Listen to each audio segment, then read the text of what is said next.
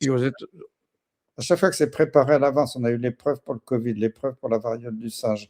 Là, on a l'épreuve parce qu'ils ont fait la répétition générale avant. À chaque fois que c'est préparé, on sait que c'est bidon. Ça ne veut pas dire qu'il n'y a pas un vrai virus. Ils l'ont peut-être dispersé, aérosolisé dans le bateau. Ça ne veut pas dire qu'il n'y aura pas encore des morts parce qu'ils vont.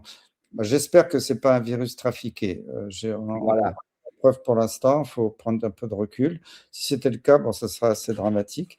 Euh, mais on voit ils ont trafiqué le virus de la variole du singe, qui est d'habitude une variole qui n'était pas très pathogène pour l'homme, qui donnait quelquefois des cas mortels en Afrique, mais qui n'était pas très fréquent, qui était une éruption généralisée comme une grosse Mmh. varicelle.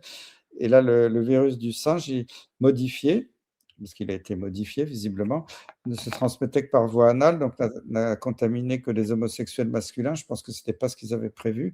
Ouais. Et finalement, l'épidémie a fait flop. Et quand on voit que la variole du singe avait éclaté le même jour aux 15 coins de la planète, ça pouvait être au Canada, en Australie, en Argentine, en Suisse, en Suède, partout, même en Espagne le même jour. Et ils nous ont fait croire que c'était comme ça une éclosion spontanée, c'était se moquer de nous. Et d'ailleurs, c'est rigolo parce que c'est cette semaine qu'il a été révélé des Américains avaient été chopés dans je ne sais plus quelle douane avec des prélèvements de virus dangereux. Je ne sais plus pour quelle maladie, là, j'ai un trou de mémoire, mais c'est Ah tout bon? récent, il y a quelques jours, là. Ah ouais, je vais aller voir ça.